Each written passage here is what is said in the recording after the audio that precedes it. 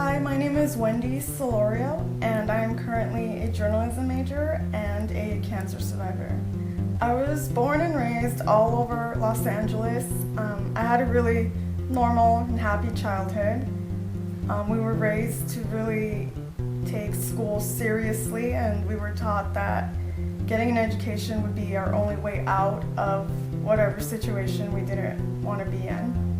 A year after I graduated high school, I started noticing that I had pain in my left knee. However, I noticed that this pain was different from any other pain I had felt before. About January 2004, I started going to my doctor complaining. 6 months later, I completely lost the ability to walk.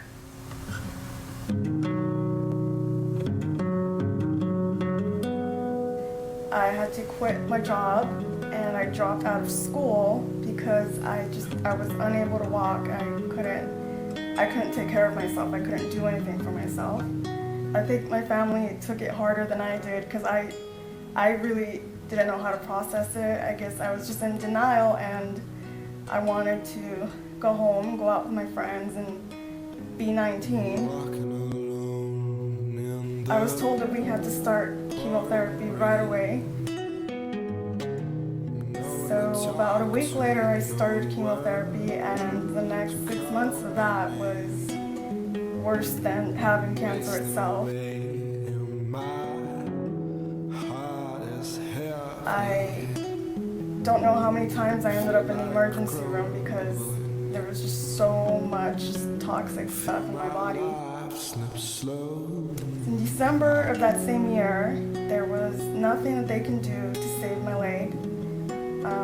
The cancer was just found way too late, and my only chance of survival was for them to amputate the leg from above the knee.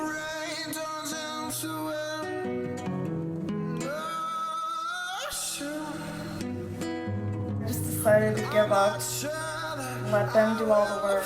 If I had to be alive, I'm just gonna lay there. You guys do everything for me because I don't want to be awake for it anymore.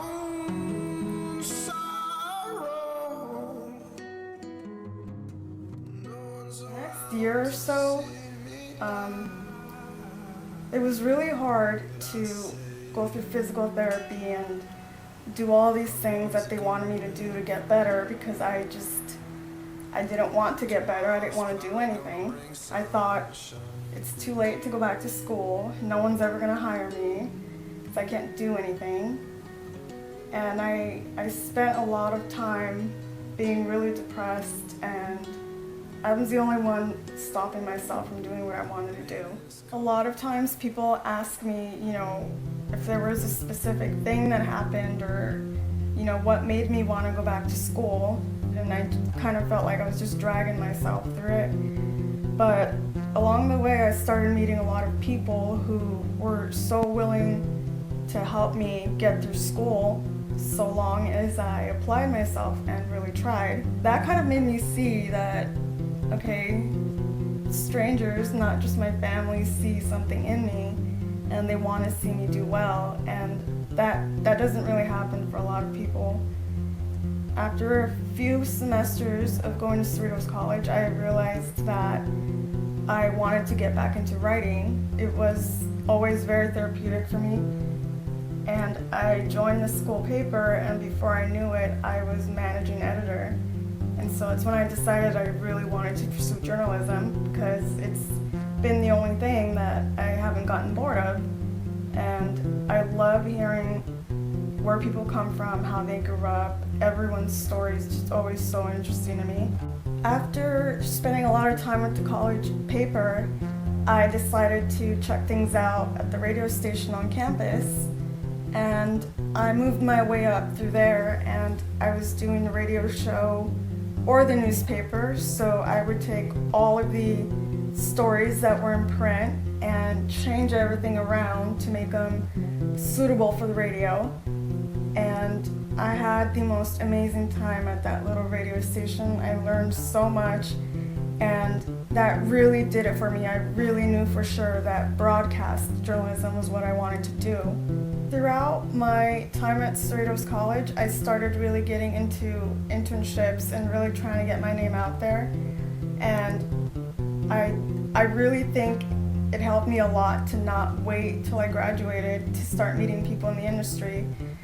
And little by little, I started meeting a lot of people that I never thought I would meet. I started going to a lot of events that I never thought I'd end up in. I realized really soon that if I'm lucky enough to come across really smart and amazing people who are always willing to give me advice, I'm going to do whatever it takes to maintain those relationships. I've met a lot of women who are in journalism who have all really encouraged me to keep doing what I'm doing, just keep going. I've met a lot of musicians that I looked up to ever since I was little, and things like that really keep me going and really make me want to stay in college. Today I'm still going to college. I'm still pursuing my bachelor's degree in journalism. Every now and then cancer will interrupt the whole thing and I have to start all over. But so far, I think I've come a long way so far. Currently right now I'm a news desk intern at TMZ, which so far has been like the highlight of my academic career. I'm learning a lot from just being there. Giving back to my community has also been a very important part of my life. I've done a lot of speaking around the area and surrounding cities, telling people my story. I'm kind of hoping that they would open up about their own stories and get out of their houses and meet their neighbors and meet people that they never even knew they lived near.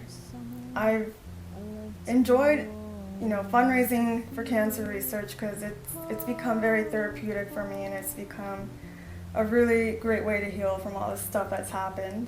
My goal for the future is to someday be cancer-free so that I can work as much as I want to. In the end, I know that everything that I've been through will make sense and it'll all be worth it. So hopefully one day I'll be able to get a really great job where people can see me for what I can do rather than like what I've been through. I thought about love and how I love somebody else.